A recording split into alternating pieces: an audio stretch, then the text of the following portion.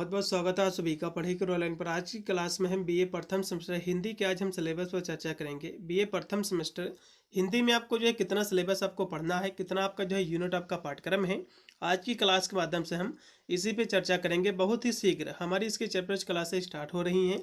हम इसी महीने में इसकी जो है पूरी की पूरी क्लासेस जितनी भी चैप्टर वाइज हैं हम कंप्लीट करा देंगे।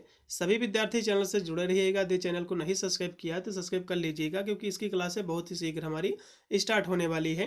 अन्य जितने भी सब्जेक्ट आपके थे उसकी क्लासें कंप्लीट हो चुकी हैं। सभी सब्जेक्ट की जो है जो चैप्टर्स क्लासें मेरी जो है कंप्लीट हो चुकी हैं। अपना जो भी सब्जेक्ट आप ले रखे हो आप जाकर हमारे चैनल के प्लेलिस्ट में हर एक सब्जेक्ट आपको मिल जाएंगे, जैसे कि sociology, education, political science, economics, जितने भी आपके थे होम साइंस वगैरह सभी की क्लासें हमारी कंप्लीट हो चुकी हैं।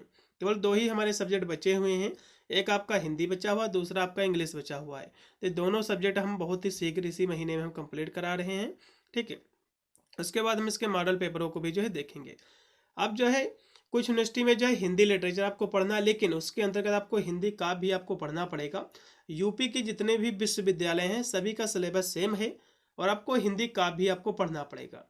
ठीक है, कुछ में हिंदी लगता है, कुछ में हिंदी लिटरेचर पढ़ना होता है, लेकिन पेपर का जो आपका नेम रहेगा हिंदी का भी रहेगा। ठीक है, यही आपको पढ़ना है।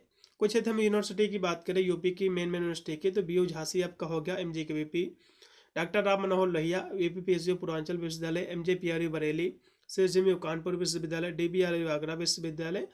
तो इस तरह से बहुत सारे विश्वविद्यालय है, राजा महेंद्र प्रताप सिंह विश्वविद्यालय। ठीक है, तो ये सभी विश्वविद्यालय का सिलेबस सेम है और यही आपको पढ़ना है। तो चलिएगा हम यहाँ से सिलेबस पर डिस्कस करेंगे। चलिएगा, सबसे पहले जो आपका जो फर्स्ट यूनिट है इसको देख लीजिए, आपको इसमें पढ़ना क्या है।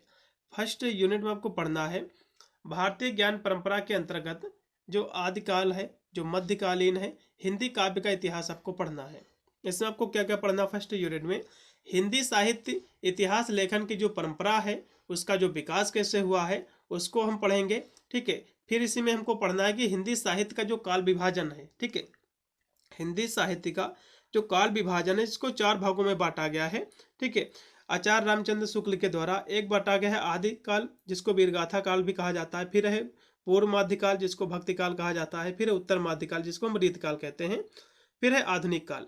तो इसको जो है 4 भागों में बांटा गया है। तो इसके हम काल विभाजन को जो है समझेंगे, इसका नामकरण हम समझेंगे, साहित्य इतिहास के काल विभाजन का आधार क्या था और हिंदी साहित्य का जो काल विभाजन था उसका नामकरण हम समझेंगे। बहुत सारे विद्वानों ने हिंदी साहित्य के काल विभाजन को अपने अपने अनुसार जो है इसको विभाजित किया है, जैसे कि जॉर्ज ग्रेसन का काल विभाजन क्या है, उसके बाद मिश्र बंधु का काल विभाजन क्या है, उन्होंने नामकरण क्या दिया है, उसके बाद आचार्य रामचंद्र शुक्ल का काल विभाजन क्या है, उन्होंने क्या नाम दिया इसका, फिर है डॉक्टर रामकुमार वर्मा का काल विभाजन, उनका नामकरण क्या है, फिर है बाबू श्याम सुंदर दास का काल विभाजन, उनका नामकरण। तो इन्होंने जो है काल विभाजन किया है, ठीक है, हिंदी साहित्य का।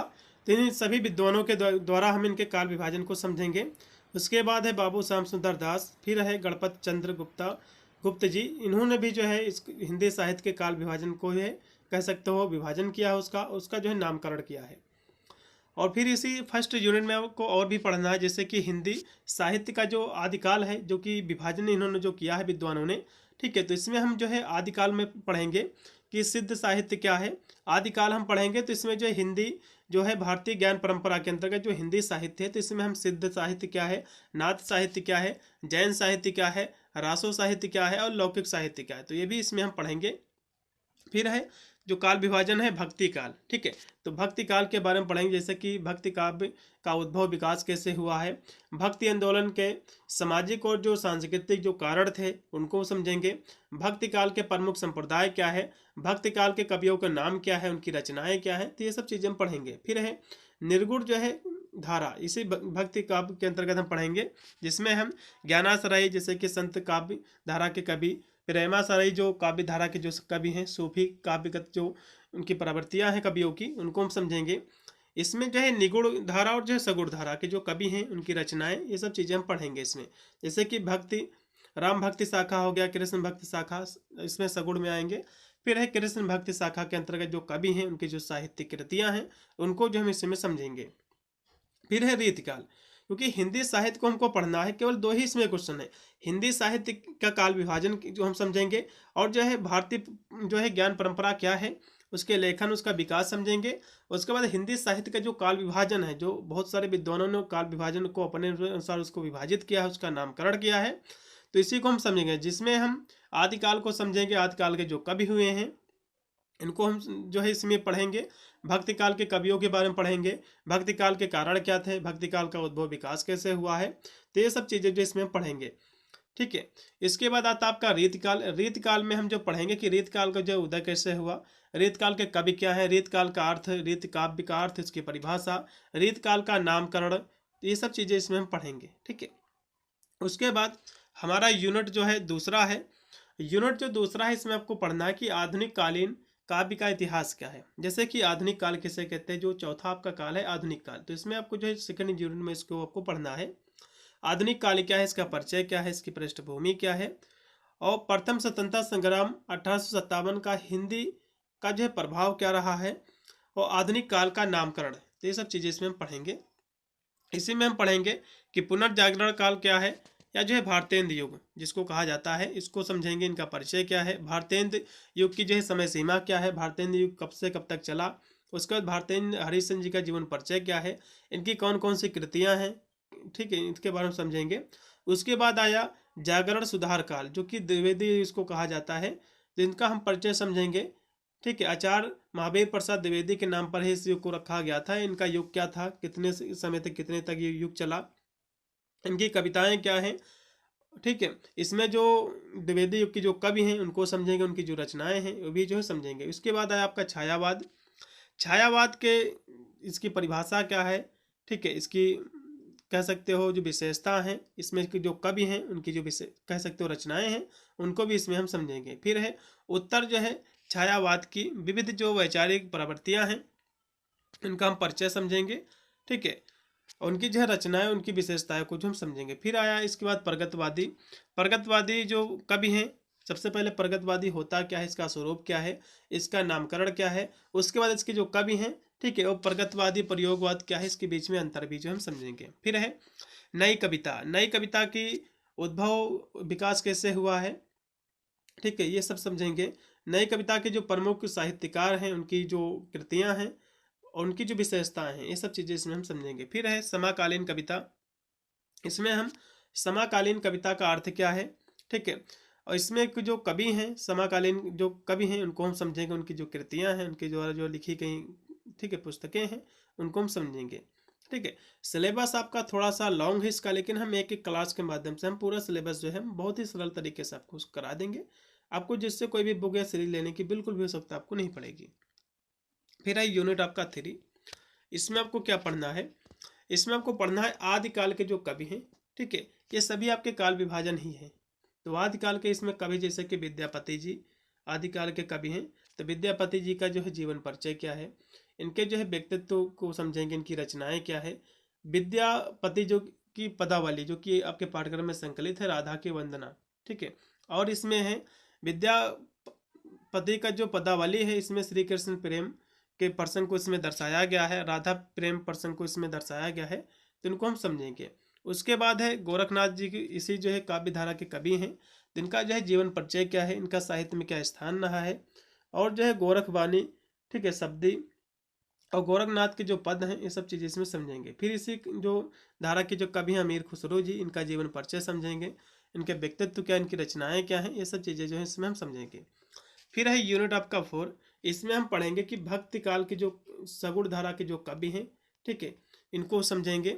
ठीक है, कौन कौन से कवि हैं आपके पाठ्यक्रम में दिए हुए हैं, उनका जीवन परिचय क्या है, ठीक है, तो उन्होंने बहुत सारे कह सकते हो कविताएं लिखी हैं, जैसे कि भ्रमर गीत का सार क्या है, जो कि सूरदास के द्वारा लिखा गया है, भ्रमर गीत की सार की व्याख्या क्या है, तो ये सब चीज़ें हम समझेंगे। फिर है गोस्वामी तुलसीदास जैसे में, जो कि भक्ति काल के कवि हैं, सगुण काव्य धारा के, तो इसमें जो है तुलसीदास जी का जीवन परिचय क्या है, इनकी कृतियाँ क्या है, इनका साहित्य में स्थान क्या है, तो ये सब चीज़ें इसमें हम समझेंगे। फिर हमारा यूनिट रहेगा 5। इसमें जो है भक्ति कालीन जो निर्गुण कवि हैं, ठीक है, अभी आपने सगुण कवि पढ़ा, अब निर्गुण पढ़ोगे, जिसमें कबीरदास जी के बारे में आपको पढ़ना है, इनका जीवन परिचय क्या है, इनका साहित्य में क्या स्थान है, ठीक है। फिर है मलिक मोहम्मद जैसी, इनका जीवन परिचय पढ़ना आपको, इनकी रचनाएं क्या है। इनका जो है पद्मावत है का जो है मानसरोवर खंड जो कि आपके पाठ्यक्रम में संकलित है, इसको भी आपको पढ़ना पड़ेगा। फिर आपका यूनिट आपका 6 है, इसमें आपको जो है क्योंकि रीत काल के कवि हैं आपके, जिसमें आपके केशव दास जी हैं, इनके बारे में आपको पढ़ना है। इनका जीवन परिचय क्या है, इनका साहित्य में स्थान क्या है, ठीक है। कव्य प्रिया जो कि इन्हीं के द्वारा लिखा गया है, इसको भी इसमें हम पढ़ेंगे। बिहारी दास जी के बारे में जो कि रीत काल के भी कवि हैं, इनका जीवन परिचय क्या है, इनका भी साहित्य में स्थान क्या है। बिहार का श्रृंगार वर्णन आपको करना है, ठीक है। और बिहारी जो है रत्नाकर, जगन्नाथ दास जो है रत्नाकर, इनके बारे में जो है समझेंगे। फिर है घनानंद जी, इनका जीवन परिचय, इनके जो प्रमुख रचनाएं हैं, इनको भी जो इसी में हम समझेंगे, ठीक है।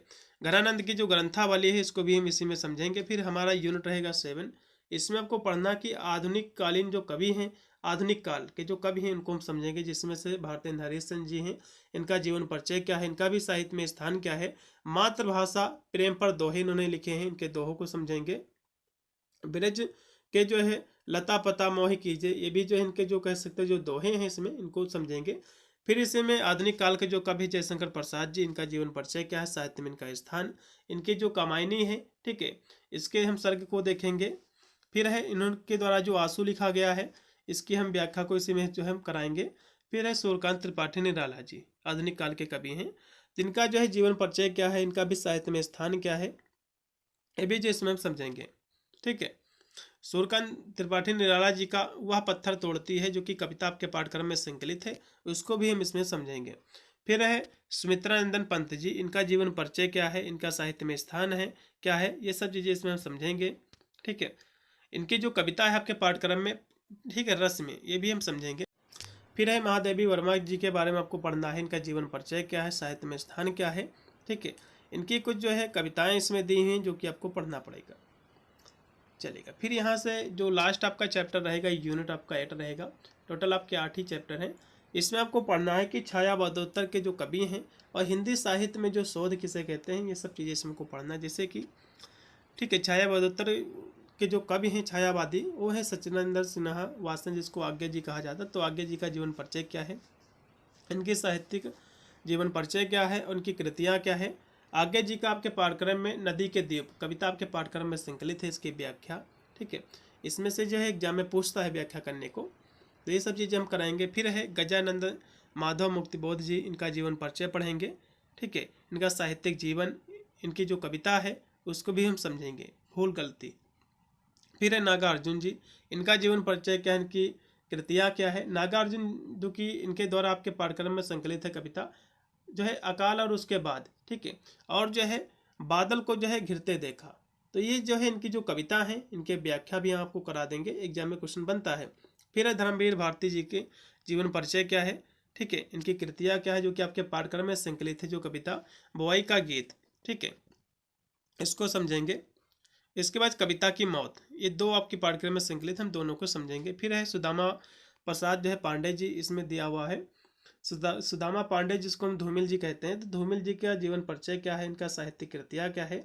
धूमिल जी का आपके पाठ्यक्रम में संकलित है रोटी और जो है संसद और जो है मोचीराम। तो ये जो दो कविताएं हैं इनकी, मोचीराम, रोटी और जो है संसद, ये दोनों की दोनों महत्वपूर्ण है, एग्जाम में काफ़ी बार पूछी गई हैं, तो इनकी हम व्याख्या, इनका सारांश हम करा देंगे। फिर इसी में हिंदी साहित्य शोध किसे कहते हैं, जैसे कि शोधकार्थ, इसकी परिभाषा, साहित्य में शोध की प्रवृत्तियाँ क्या है, शोध की पद्धतियाँ क्या है, शोध के अंग क्या है, शोध समस्या का चयन, शोध का महत्व। तो ये सब चीज़ें हम जो है इसी में जो है हम पढ़ेंगे। तो इसमें टोटल 8 आपके चैप्टर थे जो कि मैंने आपको कराए हैं, एक एक यूनिट करके हम हर एक क्लास को विस्तृत में करा देंगे, जिससे आपको कोई भी सीरीज या बुक लेने की बिल्कुल भी आवश्यकता नहीं पड़ेगी। आप हमारे चैनल के माध्यम से BA की तैयारी बिल्कुल फ्री में कर सकते हो, बिना कोई चार्ज दिए हुए। चैनल को सब्सक्राइब करके रखिएगा, आपको हर एक वीडियो की नोटिफिकेशन आपको मिलती जाएगी। मिलता है वीडियो के लिए, तब तक सभी को thank you for watching this video.